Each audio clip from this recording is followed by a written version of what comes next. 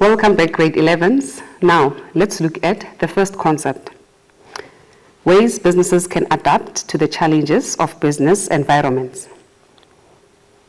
Information management. Information must be found, recorded, stored, and easily retrieved and effectively used.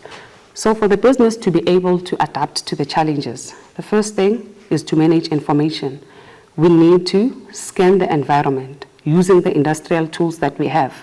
After scanning the environment, whatever information that we get after scanning, we need to make sure that that information is stored so that it can be easily retrieved and used to our advantage as a business.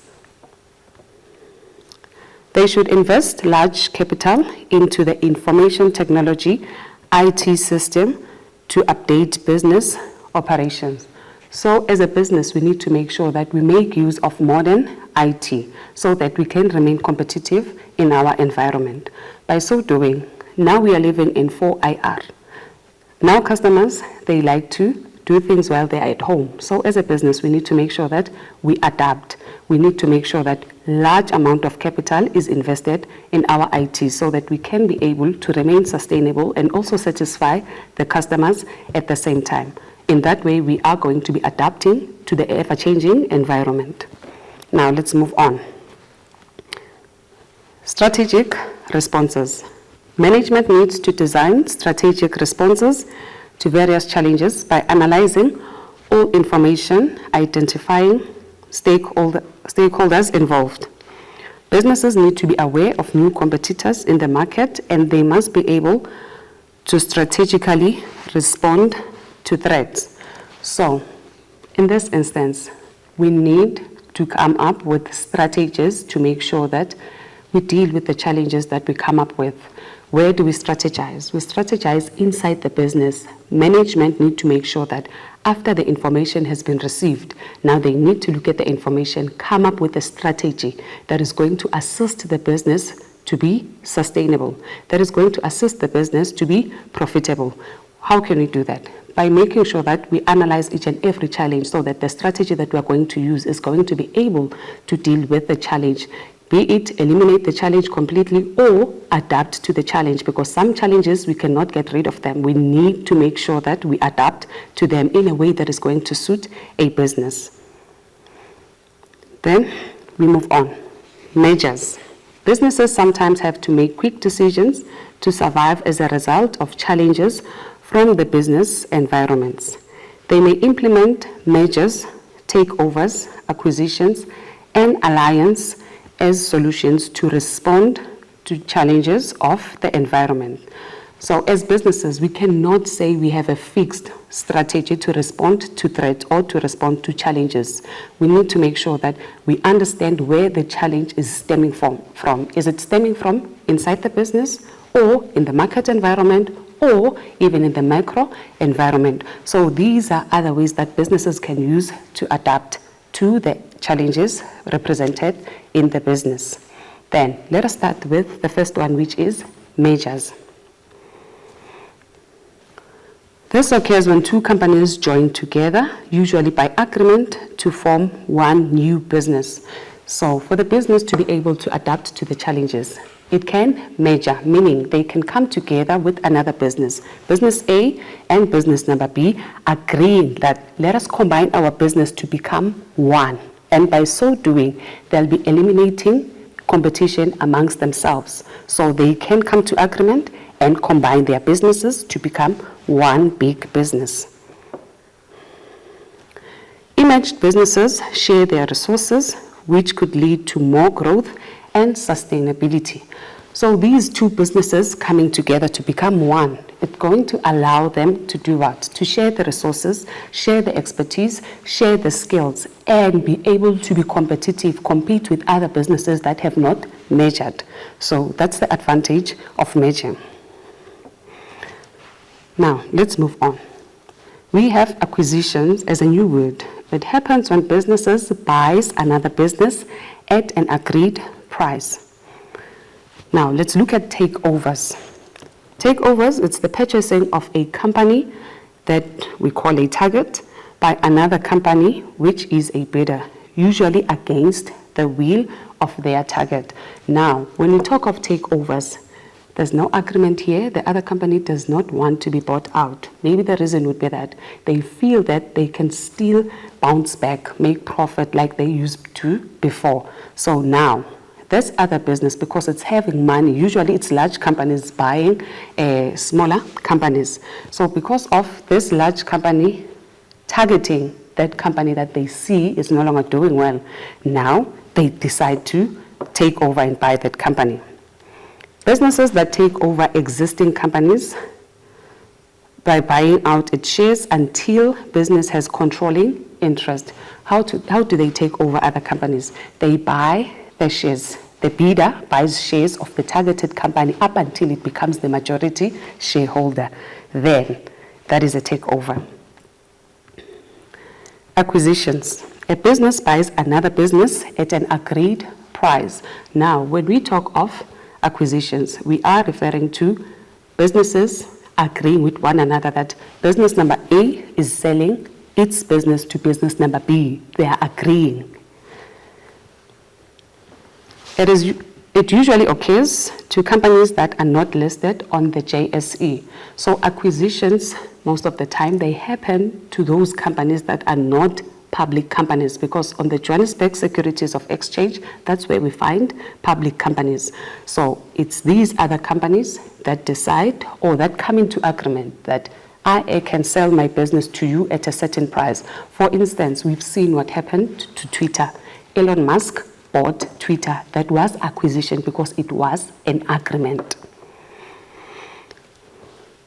Then we have alliances, a new word there, refers to an agreement between businesses with common visions and work together for the benefit of all. Alliances, these are agreements when two or more businesses work together to achieve their objectives. So in alliances, it simply means that this is an agreement between two businesses who share the same vision, who share the same interest, deciding to work together. But one thing that you need to understand, no business is buying other here. They're just agreeing, coming into contract that let us work together in order for us to share the consumers that we are fighting for. They remain separate and merely cooperate with one another. I'm sure learners, you know very well that there are certain retail shops whereby one store card you are able to buy in other stores. Why? It's because of the agreement that these stores had with each other, that with this one card, you are able to purchase even in other retail stores. Then examples of mergers, takeovers, acquisitions, and alliances. Vodafone and Mannesmann merger. This merger, which took place in 2000, was worth over 180 billion and is the largest merger deal in history. Another example of takeover is Vodacom and Neotel takeover. Vodacom acquired 100% of the issued share capital and shareholder loans against Neotel for a total cash consideration of 7 billion in 2015. Another example is MTN and AfriHost acquisition. MTN bought up 50% of AfriHost's shares and left the current AfriHost shareholders with the remaining 50%. MTN AfriHost tie-up. Now, let's move on to design and flexibility. Organizational design and flexibility. Organizational design is a process to integrate people, information, and technology of an organization so that it improves the profitability of the business. So when we talk of organizational design, we are referring to how the business is structured, the culture of the business. Remember, when you structure the business, you need to make sure that you combine the employees with the resources that they're going to use in order for the business to be profitable. Businesses need to be flexible in their organizational design and strategies so that they can compete in a changing market. So as a business, you cannot have a fixed structure. You need to make sure that you are flexible. You are able to change your structure regarding the challenges that you are facing so that you can be able to overcome those challenges. Now, let's move on to the direct influence on the environment and social responsibility. Direct influences on businesses usually results from legislation and trade agreements and competitor strategies. Implement sustainable CSI programs to improve communities. So for a business to have a direct influence on the environment, it needs to make sure that it investigates environmental friendly production methods so that they cannot pollute, they cannot harm the environment as well as the people living in that environment. And the business has to make sure that they come up with CSI projects that are going to benefit the society, because having a business does not necessarily mean that we need to only make profit, but we also have an impact. We also have an responsibility that we have to fulfill as a business, which is taking care of the environment as well as the people that lives in that particular environment for the sake of making a profit, the triple bottom line. Now, let us move on to our second concept, ways businesses can have a direct influence on the environment. Businesses need to be flexible by getting involved in research so that they can continue to operate. So as a business, we need to be constantly involved in research so that we can be able to anticipate the changes that comes within the environment and then adapt to the environment or come up with strategies to overcome those challenges. They can influence their suppliers by signing long-term contracts for their raw materials at fixed prices. Another way to be involved is to make sure that we sign long-term contracts with our suppliers. Why are we doing that? So that we can be able to make use of those fixed prices. Because if we have long-term contracts and the prices are fixed, it simply means that if there's inflation, we won't be affected by that. Because if the supplier decides to increase their prices, we have a contract that is fixed. They can also influence their customer base by creating new uses for a product, taking customers away from competitors, finding new customers, and convincing them that they need the new product. Another way to have a direct influence is to make sure that we come up with new products that can be appealing to existing as well as prospective customers. We've seen there's a restaurant whereby they are now selling chicken which was not sold before. It's because they're trying to win customers against their competitors. Now let's move on to CSR projects that can be undertaken by businesses. Engage in environmentally friendly campaigns such as recycling or reusing scarce resources. So a business can make sure that it reuses the scarce resources and recycle. We've seen in other businesses that now they are doing that. They are selling plastic bags, of which it's something that was not done before. But why? Because they were trying by all means to take care of the environment. Businesses must support less fortunate people by providing donations to charity organizations. They can also engage in economic development and provide education on HIV or AIDS awareness programs. Now, let's move on to the benefits of CSI projects for businesses. The business enjoys the goodwill or support of communities. So, if the business is giving back, what is it that they're going to benefit? The community is going to support the business because they will see that the business does not only care about profit, but they also care about the communities that they operate in. CSI helps to attract investors because of increased profits or income.